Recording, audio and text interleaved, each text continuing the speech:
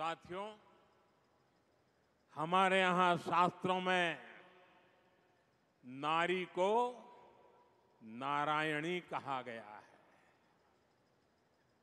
नारी का सम्मान यही समाज और देश के विकास की पहली सीढ़ी होती है। इसलिए विकसित भारत बनाने के लिए, भारत के तेज विकास के लिए आज भारत विमेन लेड डेवलपमेंट की राह पर चल पड़ा है। हमारी सरकार महिलाओं के जीवन में सम्मान और सुविधा दोनों को सर्वोच्च प्राथमिकता देती है। हमने करोड़ों महिलाओं के लिए शौचालय बनवाकर उनका सम्मान बढ़ाया। और मेरी उत्तर प्रदेश की काशी की बहनें तो अब शौचालय शब्द का प्रयोग नहीं करती हैं। वो कहती हैं, ये तो मोदी जी ने इज्जत घर बनाया है।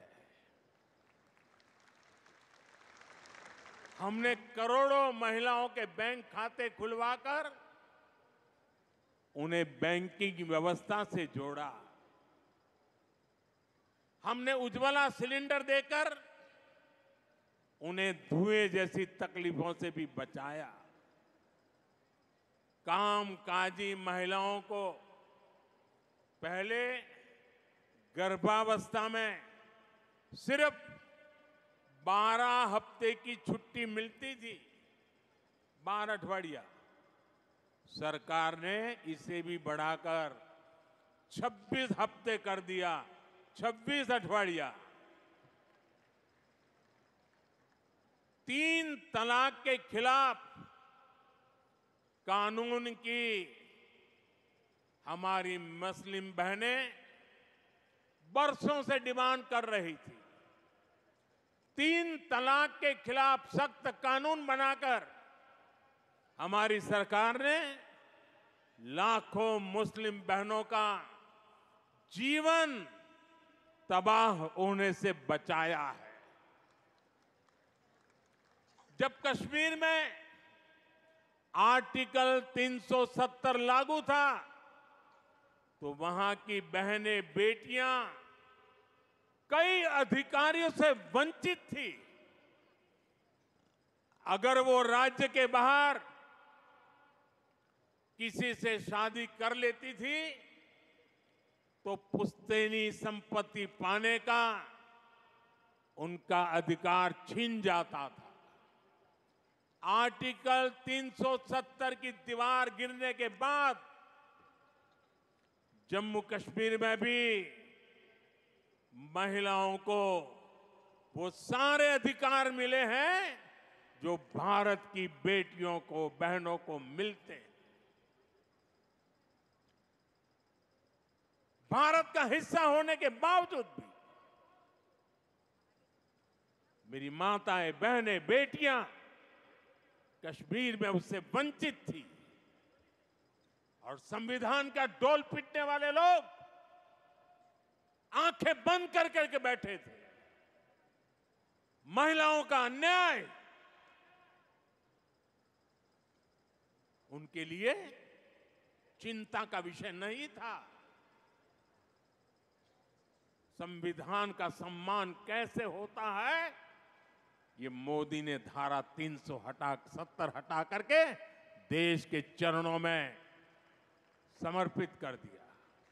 साथियों, आज समाज के स्तर पर, सरकार के स्तर पर, बड़ी बड़ी संस्थाओं में महिलाओं के लिए ज्यादा से ज्यादा राजनीति का मैदान हो या खेल का मैदान, न्यायपालिका हो या फिर पुलिस, देश के हर सेक्टर में, हर क्षेत्र में, हर आयाम में महिलाओं का परचम लहरा रहा है। 2014 के बाद से देश के महत्वपूर्ण पदों पर महिलाओं की भागीदारी बहुत तेजी से बढ़ी है। 2014 के बाद ही केंद्र सरकार में सबसे ज्यादा महिला मंत्री बनी। संसद में भी महिलाओं की मौजूदगी में बड़ा इजाफा हुआ। 2019 में पहली बार हमारी संसद में 78 महिला सांसद चुनकर आई थी।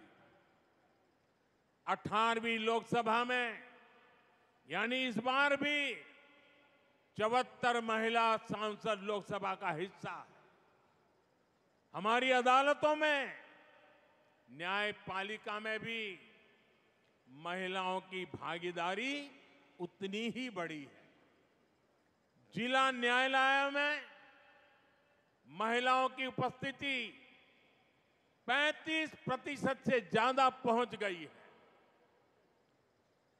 कई राज्यों में सिविल जज के तौर पर नई भर्तियों में 50% या उससे ज्यादा हमारी बेटियां ही चुनकर आई हैं। आज भारत दुनिया का तीसरा सबसे बड़ा स्टार्टअप इकोसिस्टम है। इनमें से करीब करीब आधे स्टार्टअप में कोई न कोई महिला निदेशक की भूमिका में है। भारत अंतरिक्ष में, स्पेस साइंस में अनंत ऊंचाइयों को छू रहा है। वहां भी ज्यादातर बड़े मिशन को महिला वैज्ञानिकों की टीम लीड कर रही है। हम सबको ये देखकर गर्व होता है कि आज दुनिया में सबसे बड़ी संख्या में महिला पायलट हमारे भारत में है।